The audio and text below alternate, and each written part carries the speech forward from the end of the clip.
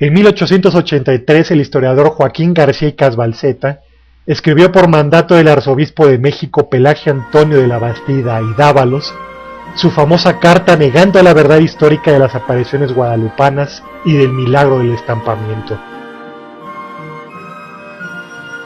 Esto representó para el arzobispo una seria dificultad, pues por aquella época el episcopado mexicano solicitó la autorización papal para coronar la imagen de la guadalupana. Aunque el historiador pidió al arzobispo no hacer pública la carta, este no hizo caso y la distribuyó entre varias personas, seguramente para conocer su opinión sobre las afirmaciones de Casbalceta. Al final la carta fue parcialmente conocida por el público, reavivando el viejo debate sobre la veracidad de las apariciones, y el proyecto de coronación tuvo que ser agilizado. El mayor problema por resolver era que la imagen de la guadalupana ya estaba coronada. Desde 1606 existen copias de la Virgen de Guadalupe, como las del pintor Baltasar de Echave el Viejo, donde se aprecia que ya existía una corona puesta sobre sus sienes. Toda la iconografía guadalupana mostraba su corona hasta 1895. La prensa se preguntaba la finalidad de coronar a una imagen que ya había sido coronada por la divinidad. ¿Por qué la jerarquía católica mexicana continuó con el proyecto? No lo sabemos. En enero de 1887, el abad de Guadalupe y el arzobispo de México, sobrino y tío, aseguraron un hecho milagroso: la corona en la imagen de la guadalupana había desaparecido. Sin embargo, diversas voces comenzaron a señalar al autor del milagro, al pintor José Salomé Pina. El artista gozaba de la confianza del abad Antonio Plancarte y la Bastida, quien le había encargado la decoración de toda la colegiata, la antigua basílica, en las obras de restauración de 1887. En cualquier caso, el milagro ya estaba hecho. La imagen de la guadalupana fue coronada en la antigua basílica el 12 de octubre de 1895.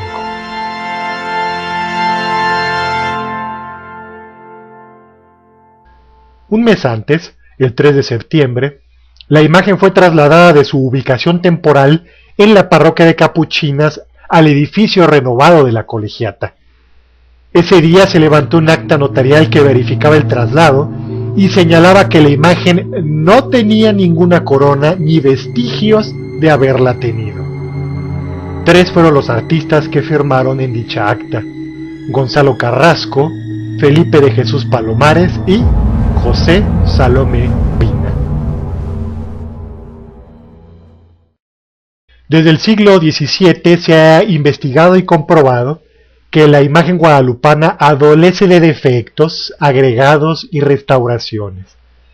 Ya en 1675, el aparicionista Luis Becerra Tanco, físico, químico, lingüista y matemático, observaba la deficiencia técnica de la posición de la rodilla izquierda de la Virgen. Se aprecia que la rodilla izquierda aparece más corta de lo que pide la buena proporción de un cuerpo delineado. Pero es hasta hace pocos años que por primera vez nos enteramos de las deficiencias y retoques de la imagen de Guadalupe, no por boca de sus investigadores, sino por uno de sus restauradores.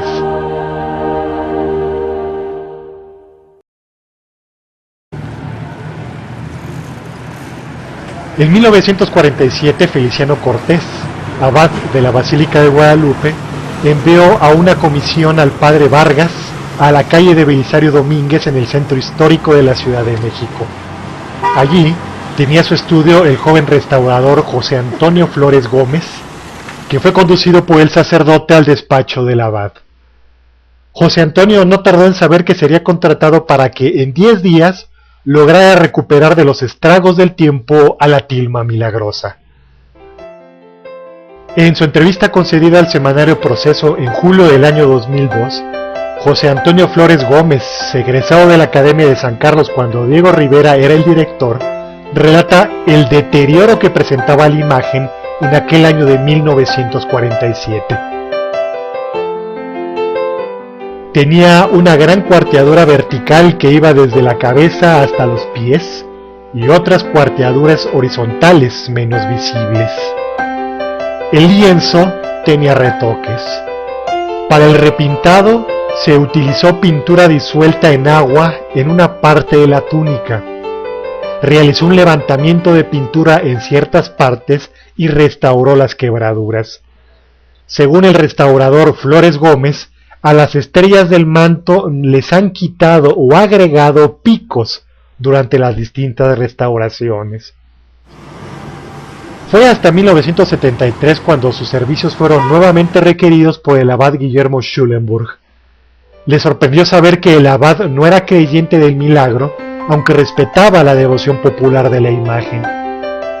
En aquella nueva restauración, José Antonio Flores Gómez fue contratado para darle una limpieza al lienzo y reentelarlo con manta. Flores Gómez descubrió que la tela no era de ixtle, sino de una trama de algodón.